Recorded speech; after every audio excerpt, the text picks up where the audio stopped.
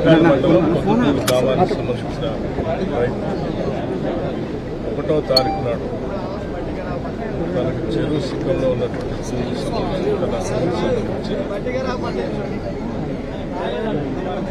అక్కడ ఉన్నటువంటి చేపల సొసైటీ వాళ్ళ సంబంధించి ఇరిగేషన్ సంబంధించి తన భూమిని వేసినటువంటి మెరకని తొలగించారని చెప్పి మనస్తాపానికి గురై తను ఆత్మహత్య చేసుకున్నట్టుగా మీడియా ద్వారా మిగతా ద్వారా తెలుస్తాను. తండ్రి గారితో మాట్లాడాను, ఆయన శ్రీమతితో మాట్లాడాను, పిల్లలతో మాట్లాడాను. జరిగిన సంఘటన చాలా బాధాకరం. ప్రాణం చాలా విలువైంది. మనం పుట్టింది బతకడానికి కాదు, చావటానికి కాదు.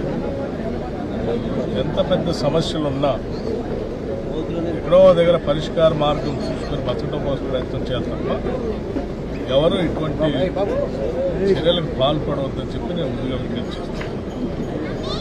అలాగే ఇతను ఆత్మహత్యను పురుగొల్పి దానికి దారి తీసిన పరిస్థితులు కల్పించిన వ్యక్తులు ఎవరైనా సరే, ఎంత పెద్దవాళ్ళైనా సరే, నిష్పక్షపాతంగా ఎంక్వైరీ చేసి బాధ్యులైనటువంటి వారిపైన చట్టపరంగా చర్యలు తీసుకునేటట్టుగా పూర్తి స్థాయిలో సంబంధిత పోలీసు అధికారులందరికీ ఆదేశాలు ఇవ్వడం జరుగుతుంది. ఇక్కడ అందరూ మా వాళ్ళే, అందరూ నా వాళ్ళు. జరిగినటువంటి పొరపాటుకి ఎవరి కారణమైనా సరే ఎవరిని ఉపేక్షించేది లేదు, ఎవరిని వదిలిపెట్టేది. తప్పనిసరిగా ఆ కుటుంబానికి న్యాయం జరిగేటట్టుగా దాన్ని ప్రోత్సహించినటువంటి వాళ్ళపైన చట్టపరంగా చర్యలు తీసుకోవడమే కాకుండా తన భూమికి సంబంధించి కూడా శాశ్వతంగా ఒక పరిష్కార మార్గం చూపించడం, ఆ సొసైటీ వాళ్ళతోనో ఇరిగేషన్ రెవెన్యూ వాళ్ళతో మాట్లాడి సమస్య ఏంటో తెలుసుకొని దానికి ఒక శాశ్వత పరిష్కారాన్ని కూడా చూపించమని నేను జిల్లా కలెక్టర్ గారికి కూడా ఆదేశాలు ఇచ్చాను, పరిశీలించాను. అట్లాగే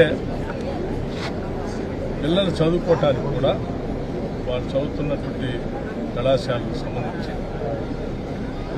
చదువుకోవడానికి కావాల్సినటువంటి సహాయ సహకారాలన్నీ కూడా ఏర్పాటు చేస్తానని చెప్పాను. పిల్లలు బాగా చదువుకోవాలని నేను మనస్ఫూర్తిగా కోరుకుంటున్నాను. వాళ్ళు చదువుకున్నంత కాలం వాళ్ళని చదివించుకోవడం కోసం ప్రయత్నం చేస్తాను. ఇట్లా ఏ ఇబ్బంది. అట్లాగే ఇంకా ఇతరత్ర ఏదైనా సమస్యలు ఉంటే నాకు పిటిషన్ రాసించారు. అన్నింటినీ పరిశీలన చేసి ఆ కుటుంబానికి తగు న్యాయం చేయాలి.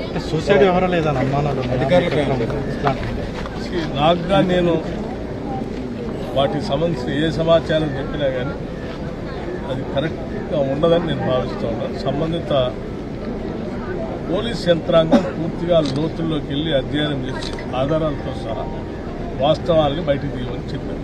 అవన్నీ వచ్చిన తర్వాత తప్పనిసరిగా యంత్రాంగం అంటే బీఆర్ఎస్ నేతలు లేకపోయినప్పటికీ వాళ్ళ మీద కేసులు పెట్టారని వాళ్ళు సేపీ కలిసి కంప్లైంట్ చేయడం, ఈ రోజు పరామర్శ చేయడం కూడా జరుగుతుంది. నేను అదే చెప్పాను. ఇక్కడ అందరూ మా వాళ్ళే.